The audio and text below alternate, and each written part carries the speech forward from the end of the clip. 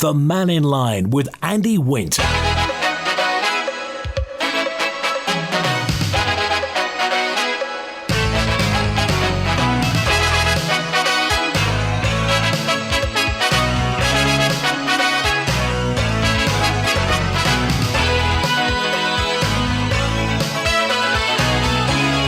Mannin Line's on now, through to 1 o'clock. The Minister from the Department of Infrastructure is here, Michelle Haywood, MHK, elected in 2021, one of the MHKs for Rusham. So if you want to chat, a question, by all means, get in touch. Call 66 13 68, text or WhatsApp on 166 177, email studio@manxradio.com. The world of infrastructure, and it's a big one.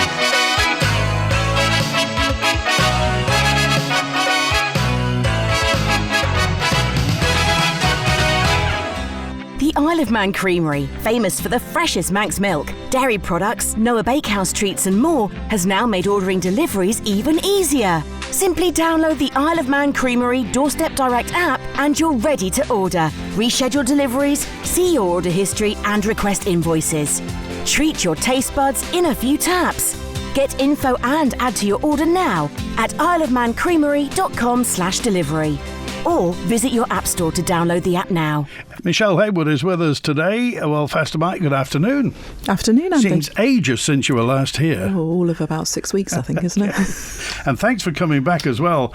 How's the department at the moment? Still there, still standing, still getting on with doing all the good stuff it does. What's number one in your in-tray or on your kind of progress pile at the moment? We've just delivered on the transport strategy, has gone on to the Register of Business, and we obviously had government conference last week, and so I presented around connectivity and how that transport strategy will support future connectivity. And we're preparing the Douglas City Bill to come before Tynwald as well. Okay. Can you give us anything about the transport strategy, what it aims to do? It's setting a future direction for it's the next 10 years worth of strategy, and it's basically looking at safe and accessible and connected transport.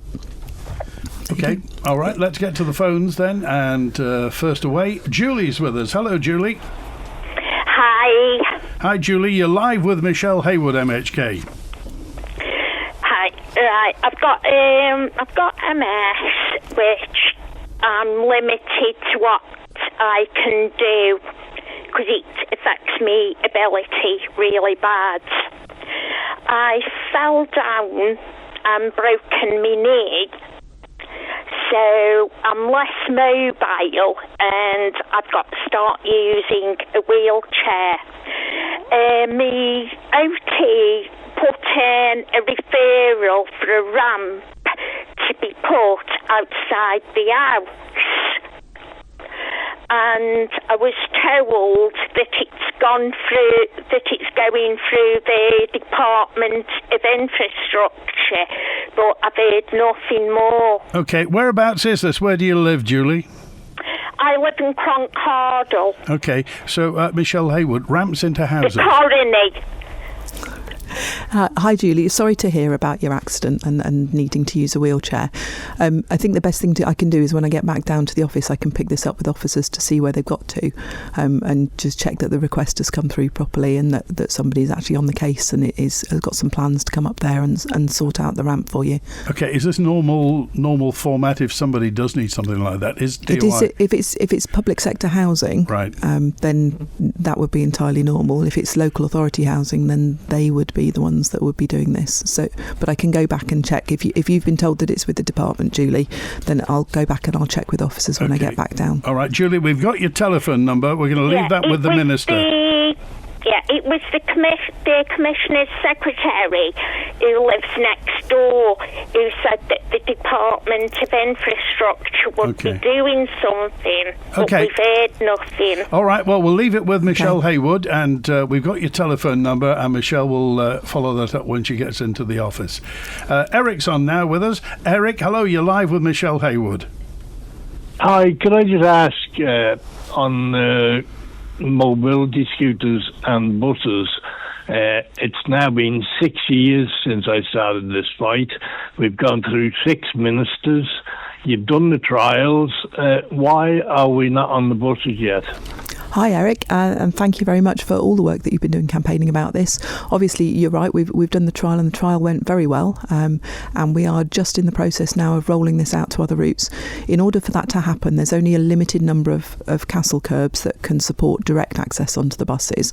So we know where those are. There are 137 of those around the island, and every time we've done any work that involved a bus stop and the pavement, we've put a castle curb in just a kind of speculatively rather than as part of a planned approach. We have some more money now, we're putting more castle curbs in, but we are currently surveying just to check exactly where the stops are that we can use the ramps on the buses, because the curbstone needs to be at least 100 millimetres high in order for us to safely deploy those ramps.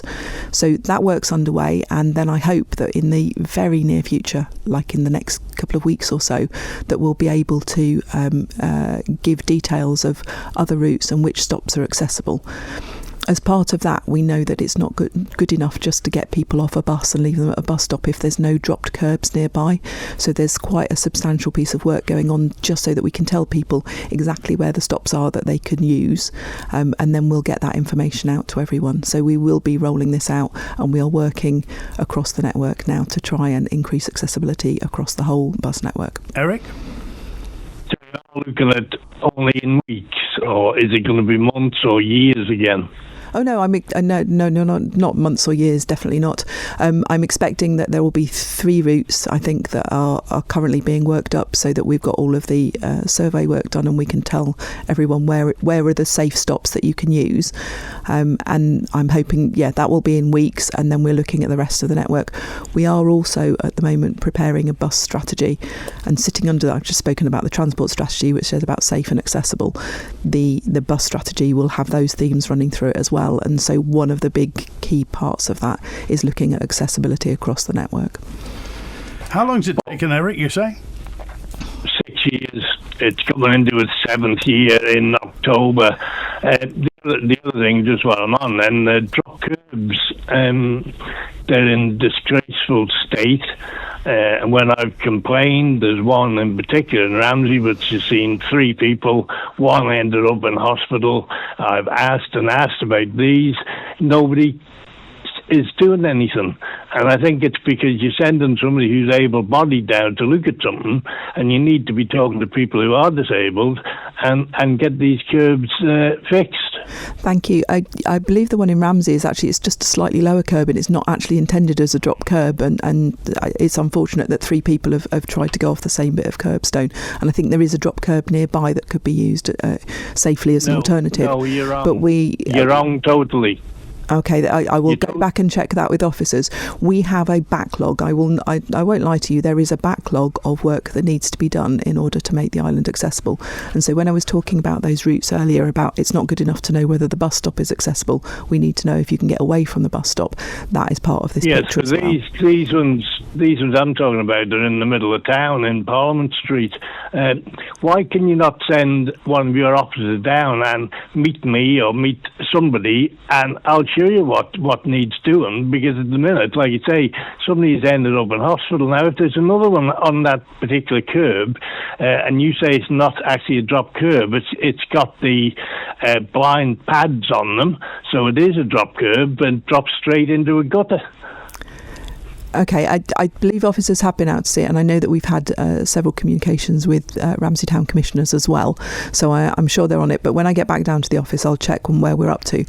I will caveat this with, we only have a limited amount of budget for minor capital works, and so even if we agree that the work needs doing, and I'm not doubting that it probably does, there may not be the scope within budgets to do that in the immediate sort of short-term area. You can understand, can't you? Pardon me, Eric. You can understand, Michelle Haywood. This has been going on for 6 years. This is bordering on discrimination to disabled people. Don't you think? Sorry, you're asking me. I thought you were asking Eric. I think we've just had our eye off the ball. So I've been trying to evaluate what the scale of wheelchair and mobility scooter use is on the island. And the best estimate I can get from asking various sources is probably that we're talking around 800 to 1,000 users of either wheelchairs or mobility scooters. Well, this is something that's been... I mean, you didn't do this. This has been handed to you in the department. So you're the one with the shovel and the big pile to get rid of. Yep. So everybody understands it's not your fault. This is just something that you've got. But it's been 6 years. It has been a long time, and I think it's an eye off the ball. I don't think anyone, and I struggle to get the information about how many wheelchair users and how many mobility scooter users there were. So I think without knowing the scale of the problem, I was kind of astonished when I got to it's somewhere between 800 and 1,000 people. 800 and 1,000 people on the island who can't use our bus network, when they are the very people who are less likely to have private vehicles and perhaps more likely to need public transport is not acceptable. But we are working at pace now. We have pushed through. We authorised some work from Minor Capital Works budget as well to install more castle curbs, so we've got more locations that people can get to, and we are trying to then see how we put that information out to all the bus users about, on a particular route, which stops are accessible to you. So if you've travelled on London Transport, for example, you'll have seen the map there, and then they have a little symbol next to the stations where you've got step-free access, and we need something that's similar to that for each route that says these are the stops that you can use on this route. So we just need to get that information out to people, and there are a lot. If we get the ramps being used as well as the castle curbs, it actually does increase the availability of stops. Okay, final word, Eric. Well, I'll wait and see. I've waited 6 years. I hope it's not going to be another 6 years, that's all. Okay, all right. Thanks for calling today. This is 614 texting. Could you ask Michelle Haywood, the drainage at Ballacalawi roundabout, what's happening there? The drainage at Ballacalawi roundabout has been assessed. Officers have been out recently.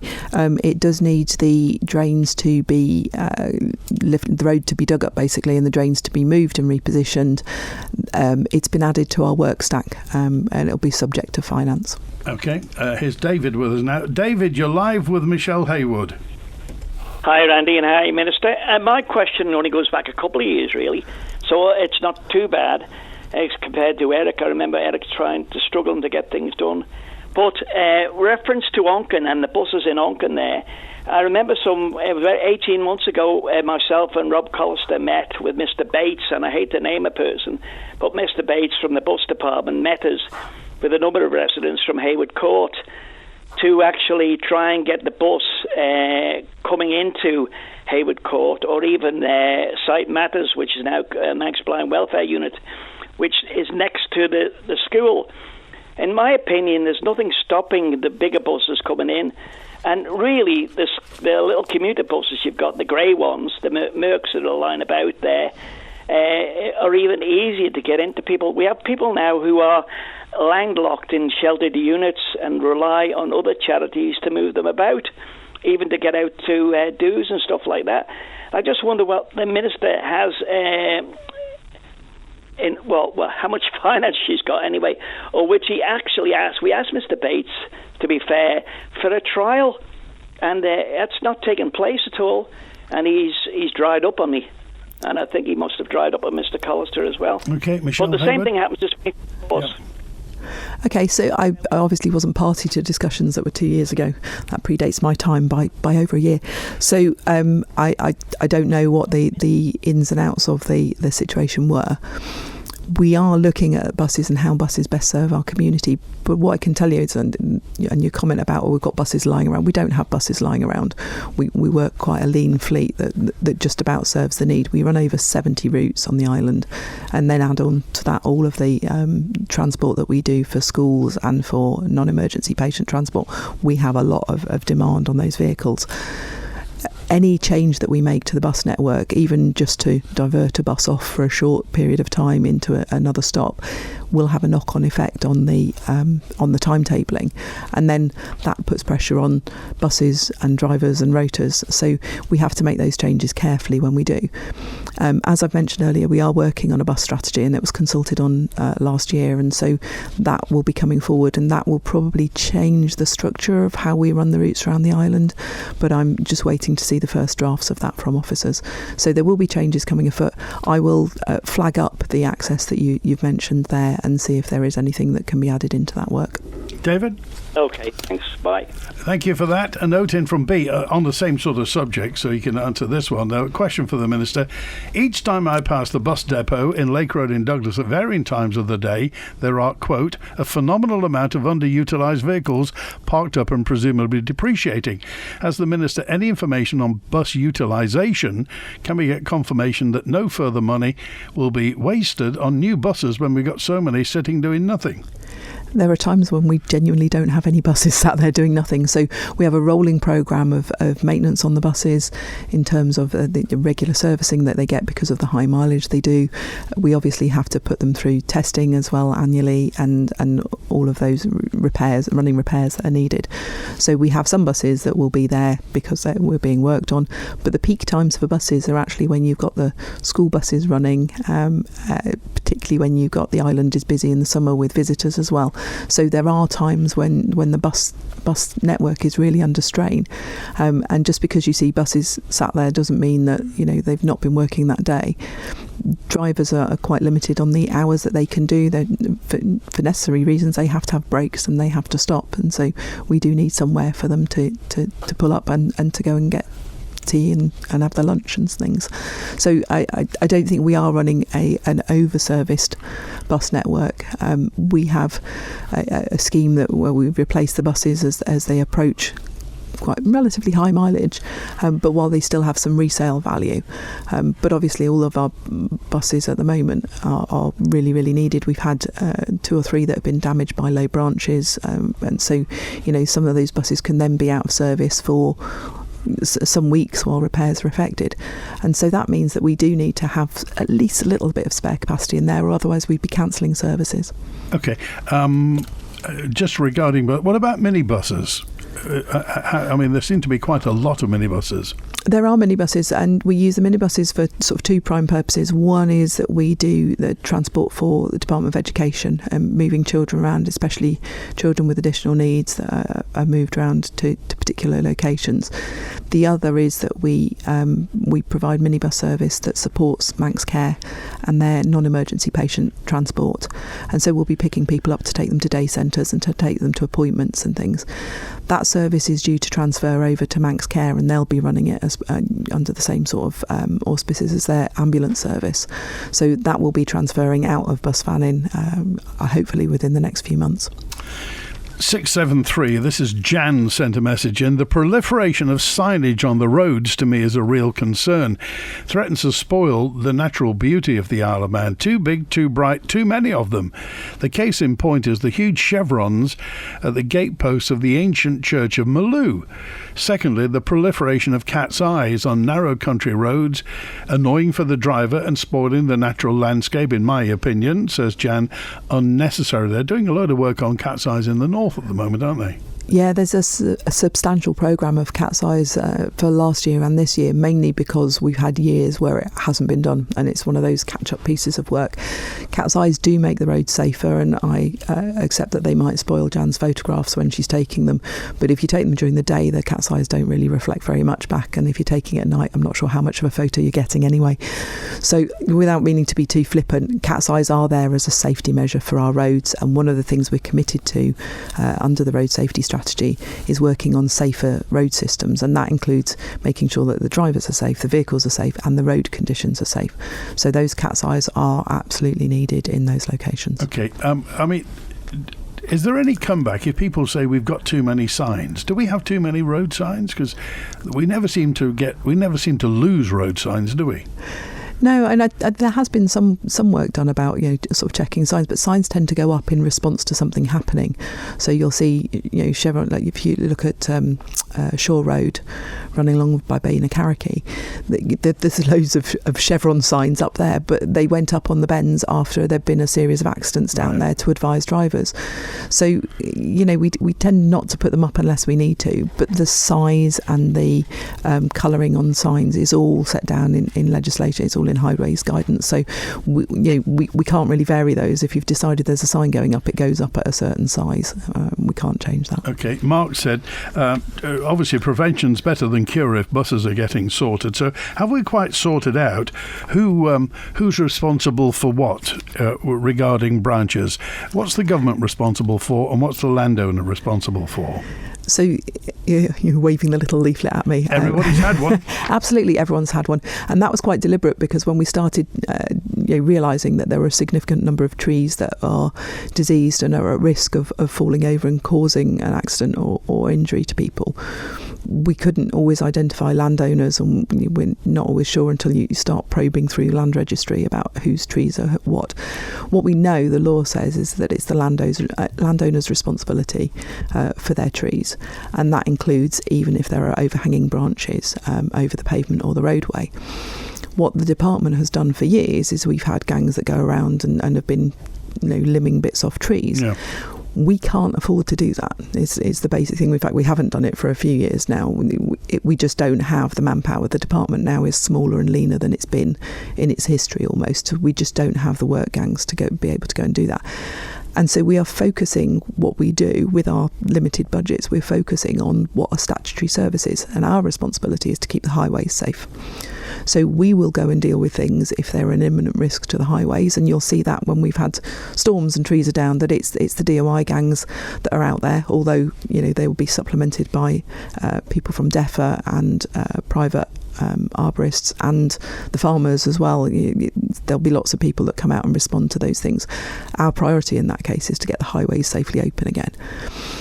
So knowing that we've got an increasing amount of tree disease on the island, and you can see it, and you can see it as you've been driving around. I'm sure we've all seen dead trees. Yeah. The dead trees are proliferating, and that number's not getting less. One of the ways of us trying to deal with that is to actually remind people of their responsibilities for their trees, and to make sure that they're aware. And we know that it's prompted a huge amount of response from people who, the basic level, go out and have a look, and if you're concerned, get an opinion from somebody who knows about what needs to happen with your trees. We know that the arborists are under pressure, and since we released that leaflet, we were with the team yesterday, and they said they've had over 70 calls from people wanting further information. So we are going to be publishing some more. Some of the same questions keep coming up each time. We are going to be publishing some more information in the next 2 or 3 weeks. Is it an offence if landowners don't do it? It can be. We are unlikely to prosecute them. What we want them to do is to start taking the responsibility seriously, and to make plans. So part of this is helping them defend. So if you were a landowner and a tree fell on a bus, the insurance company would rightfully say, hang about, that's your tree here, and it's damaged my bus. And so you're into a £1 million, claim against you for the damage that's been caused. Whereas your defence as a landowner would be to say, well, actually, I did know that tree was slightly dodgy, and I had concerns over it, and I'd contacted somebody and I'd got the work booked in. You'd actually be able to sort of defend yourself that you hadn't been negligent about it, that you were trying to actively manage the risks. And this is all about trying to manage the risks to people and to vehicles near our roads. Somebody asked the other day if they've got a tree that overhangs the road, where do they get cones and high-vis vests from? Do they have to buy them themselves, or do they have to give it permission, or what? Yeah, so they'll need if they're needing to work in the road, they need to contact the DOI team, who will issue them with a traffic order. That basically means they can work in the road and they can take up the road. But there are companies that can supply the relevant signs and lights and things like that, and they can hire them. They don't have to go out and buy their own high-vis. Okay, Julian's with us now. Hi, Julian. You're live with Michelle Haywood. Hi, Andy, and hello, Michelle. Hello, Julian. Hiya. A recent local news article states that Rob Mercer, who is the chair of the Environment and Infrastructure Policy Review Committee, his daughter has been given a taxpayer-funded contract through her company Earthscope to sell carbon literacy training to over 400 civil servants, including members of the MUA, for £640 an hour. As you are a member of the Tynwald Standards and Members' Interest Committee, are you concerned that this is a conflict of interest that hasn't been reported in the Tynwald Members' Interest list? So, thank you for the question. I'm not concerned, if I'm brutally honest. Rob Mercer doesn't have a direct pecuniary interest in his daughter's company, and Rob would have had nothing to do with the procurement of the services of Earthscope, which is the name of the company, to come in and deliver that training. And I'm utterly sure, as all Tynwald members do, that he's completely aware of needing to declare any conflict of interest. It's asked at the start of every single meeting that I chair, does anyone have a conflict of interest with anything that's listed on the agenda? But also we remind people that if anything comes up during the meeting as an incidental conversation or discussion about a point, and you suddenly become aware that something is straying into a conflict of interest, that you declare it then. And then there are various mechanisms. You leave the room, you can stay in the room and stay silent, you don't have a vote on it. There are various, depending on the level of conflict. So there is quite detailed guidance from Cabinet Office about dealing with conflicts of interest. So I think what you have to do is you have to put this in the island context. There are only so many people to do so many roles, and Rob is a member of the Green Party. It's not unreasonable that his daughter would have gone into a similar field of work, and so you will get some overlap. But I'm really, really comfortable in this space that there isn't a conflict of interest that hasn't been managed in accordance with the guidelines. Julian? Well, you see, you've got a couple of things here. I mean, we've spoken recently on the radio about the Nolan principles, and I understand that the question with conflicts of interest is, if in doubt, declare it. So it doesn't appear on the members' interest list. But also, you have this kind of paradox where coming up soon on October the 10th, Rob Mercer will be chairing a meeting with the MUA, who will no doubt be discussing the Caervie upcoming potential wind farm. And those members are likely to have received carbon literacy training at £640 an hour from Rob Mercer's daughter. Do you not see that this is clearly a circular kind of conflict here? So you keep coming back to the £640 an hour. I've done carbon literacy training, and in fact I think there's a significant number of members of Tynwald were offered the training and have accepted it. And it's at £640 when you've got 20 people in the room, it's actually not that expensive per person. So the training is what it is, and I don't think that budget is unreasonable for any training course that has been offered. So that's one thing. Setting that aside, there are lots of people who've done carbon literacy training, and that is fine. I don't have a problem with that. Rob Mercer may well be chairing a meeting with the MUA. They will have done it, but they will have had advice and guidance and training from a number of directions, and just this one doesn't make it a problem.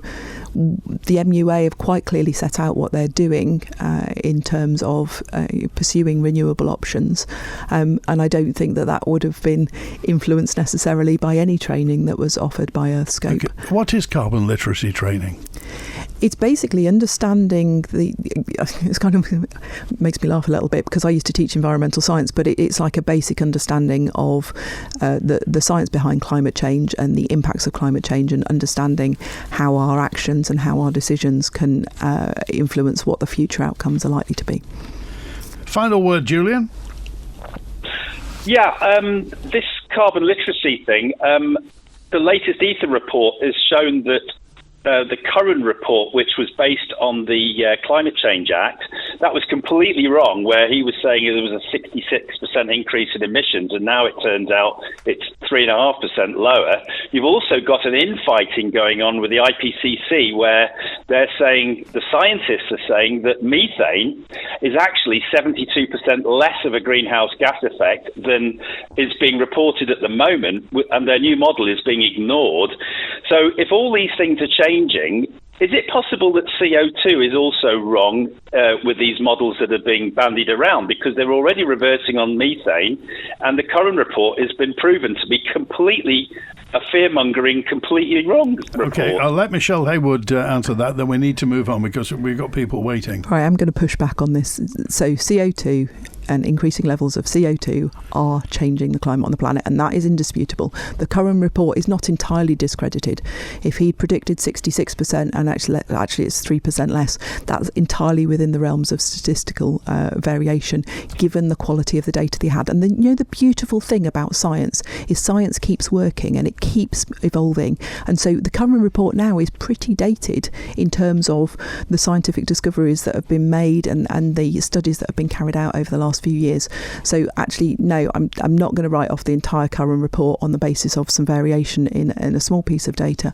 And methane, it depends. Actually, I think the data on methane has always been a little bit flaky, but it's there as such a small proportion. But it's fine if science has been re-looked at it and come out with a new conclusion. It's not startling different. It doesn't say methane is not a greenhouse gas. It just says it may be having less effect, and that's fine. That's entirely what we would expect for a scientific discipline. Okay, all right. Thanks, Julian. Good to hear from you. Thanks very much. Cheers. 24 minutes now before 1, and Eunice is with us now. Hello, Eunice. Good morning. Good morning, Eunice. I just wanted to say something about the cat's eyes, since you've mentioned them. Yeah. They're being put around all the roads here in the north, which is an absolute pain. We hate them. We don't want them. They're a complete waste of time. It's a waste of money all the way through. And the other thing, we had no consultation, no notification it was going to happen. And every time you go out now, somewhere along one of the roads, the men have got the road shut because they're sticking these bits of plastic in the middle of the road. The other thing, the timing is diabolical. They're doing this at the same time that the mountain is shut, and the people in the north are fed up to the ears with the mountain being shut. You can't communicate, you can't get to the banks, you can't get to the big shops. It's just a nightmare. And now, whichever way I go out of my house, I never know where they're going to be. I come up against road closure. Were the cat's eyes always there, Eunice, or are these new ones? Never. We've never had cat's eyes on any of these lanes. They don't need them. I've been here nearly 20 years. You don't need cat's eyes. It's an absolute waste of time. We've had 4 men working for 4 or 5 weeks every day, sticking these bits of plastic down. I mean, it's just a waste of money. They could have used that money to do something useful, like put some names on some of these roads. None of the roads up here have got a name. They announced something on the radio that a certain road will be shut. We haven't even got there's no names on the roads. Not any roads. The road I live on is called Smeal Road. It's a long road, but it's got no name anywhere. And the other thing they talk about is the coast road. Well, the coast road goes from Bride to Ballaugh. So how vague is that? So they could have done something much more useful with this money, or given it to the health people. Michelle Haywood? Thank you, Eunice. I'm sorry that you don't like the cat's eyes and the work that's being done. We don't have to consult about work that's being done for road safety reasons. The Highways Act allows us to... Purely road safety?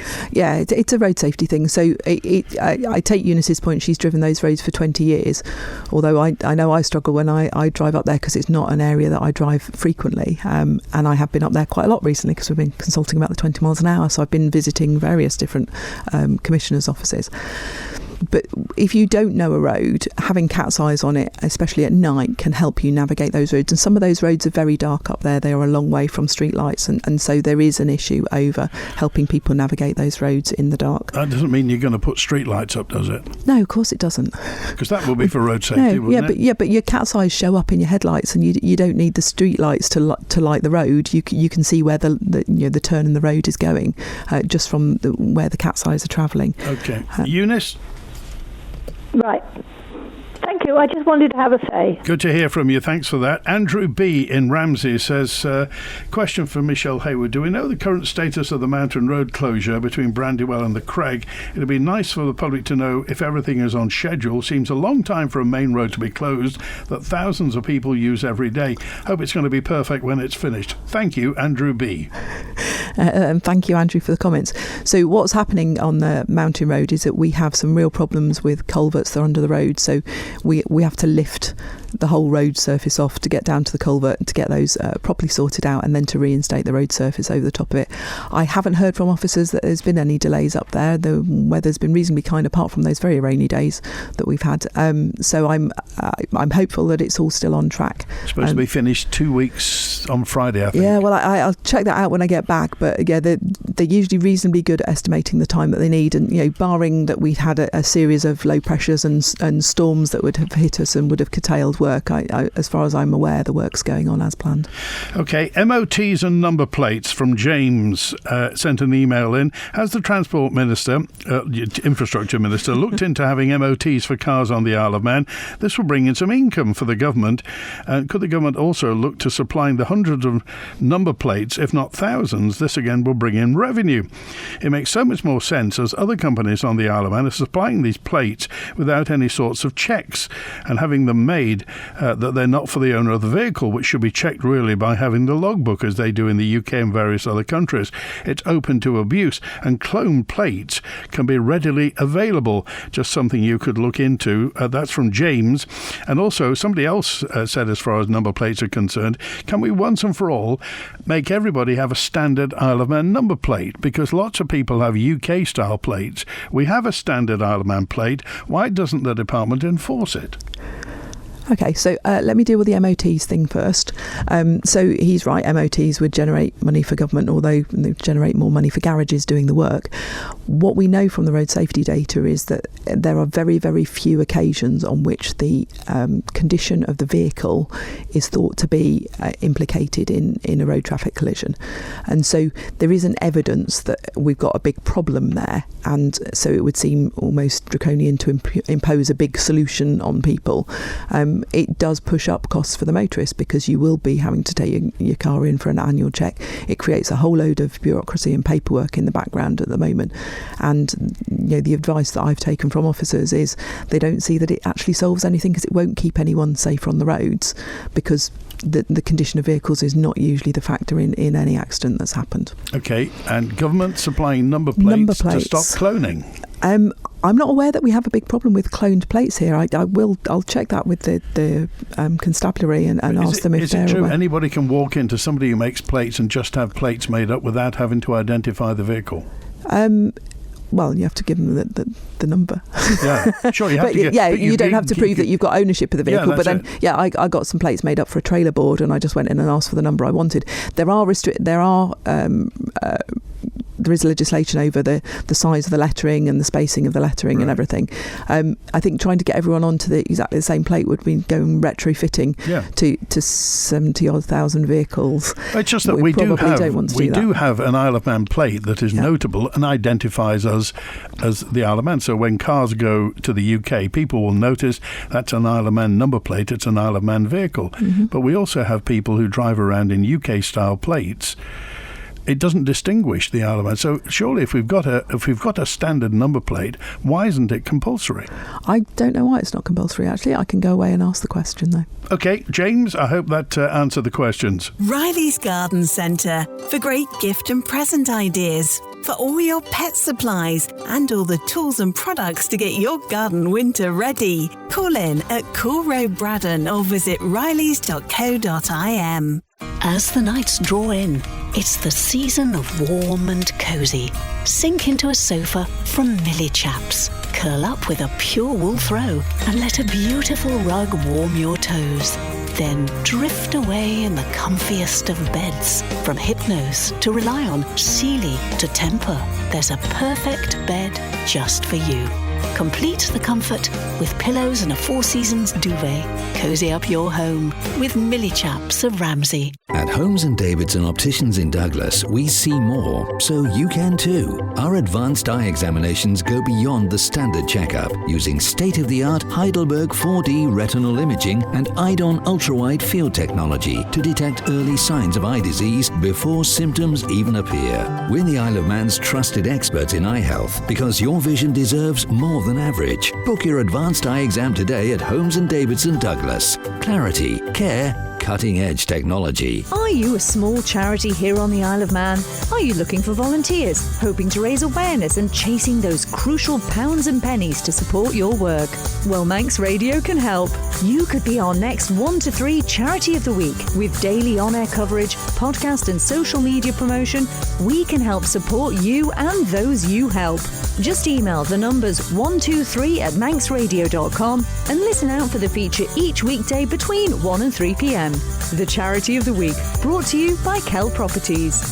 The Mannin Line with Andy Wint. It's 1:45 and James is with us now. Hello, James. You're live with Michelle Haywood from the Department of Infrastructure. Hello. I just wanted to add my bit about cat's eyes. I've been on the island 70 years. I've always lived in the countryside. I think cat's eyes are one of the finest things that were ever invented. They show the road so well at night when it's misty or bad weather. They're just an excellent product. They really are. And the man invented him. Well, he's very rich, isn't he, from it? But they're just a brilliant thing for night driving. So you're happy with cat's eyes in the countryside over here? I absolutely am. Brilliant in the countryside. Well, that's where you need them most, yeah. Okay. Absolutely.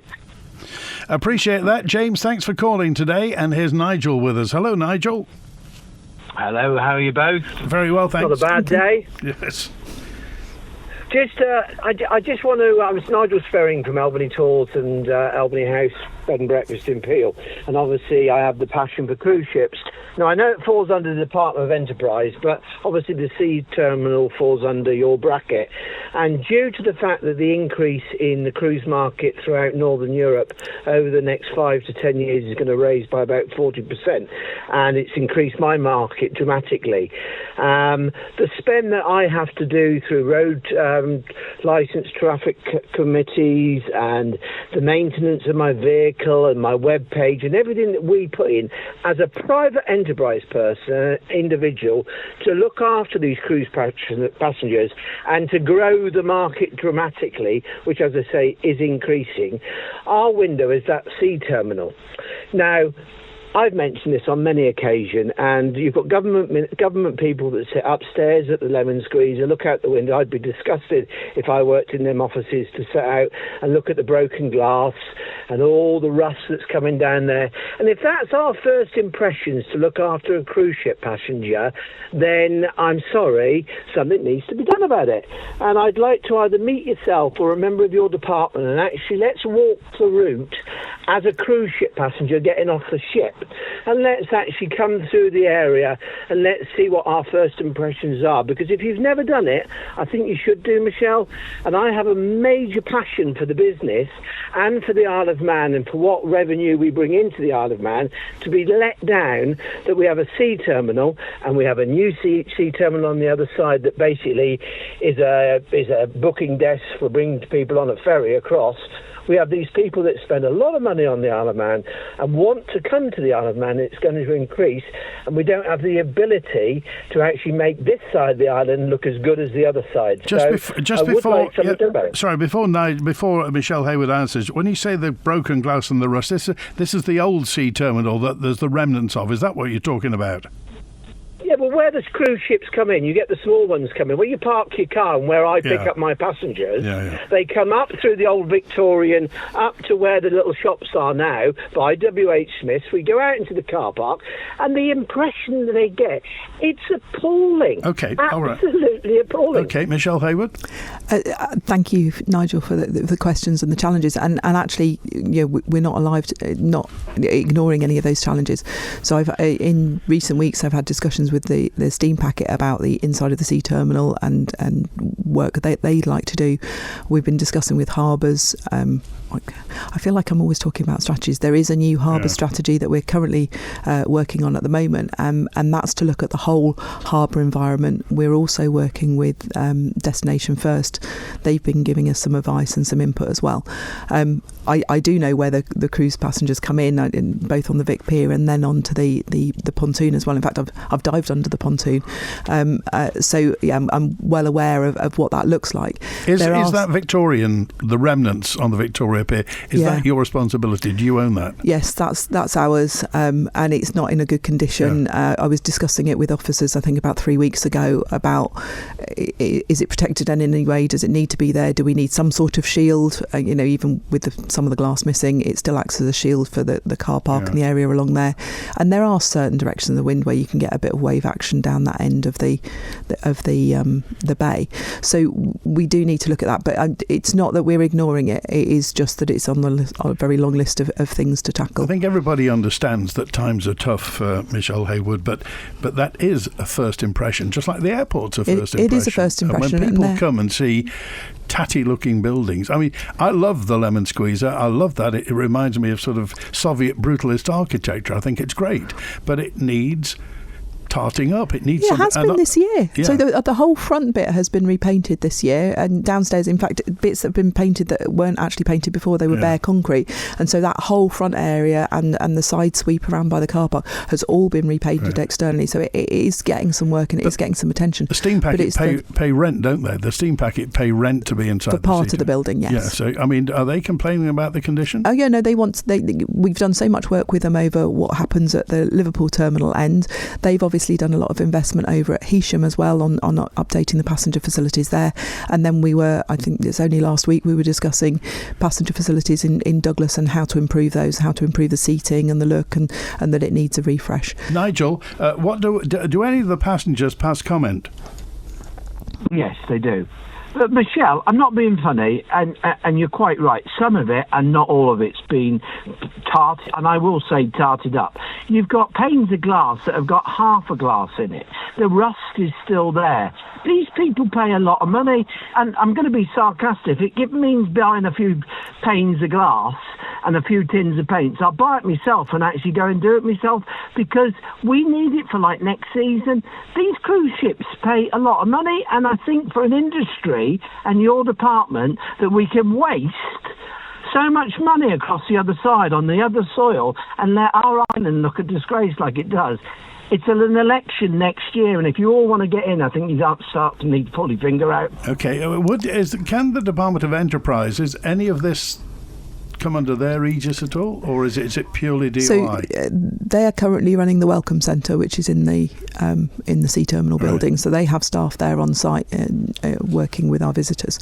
I'm aware it isn't a good look. It is what we've inherited, and you can thank you very much for offering to put glass in. We actually did. Somebody went and put some emergency red and white tape across the gaps, which looked even worse, and then started shredding, was just chucking plastic around everywhere, and so that was taken down.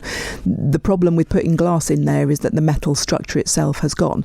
So what we actually need is a scheme to take down all of that and to replace it with something that provides a screen there. Get rid of the metal. I think we're going to have to. I think it's beyond sort of being able to repair now. There's some big beams that sit across the top of it between columns, and so we've discussed how safe those columns are and whether we can use those to support new screens in there.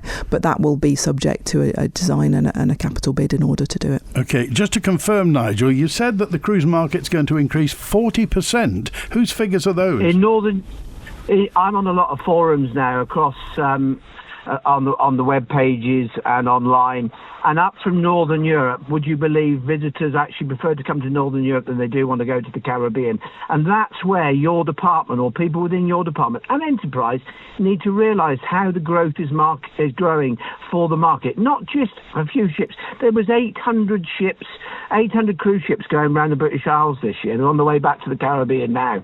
And we've hit probably 0.6% of that market, because we have about 60 or 70. So there's a lot more that could come into the Isle of Man. But if we want to grow this business, which Deborah Heather does, and I've got a lot of respect for her because I've worked very close with Deborah, and I think she's banging her head, but I've been trying. I've been 35 years in hospitality.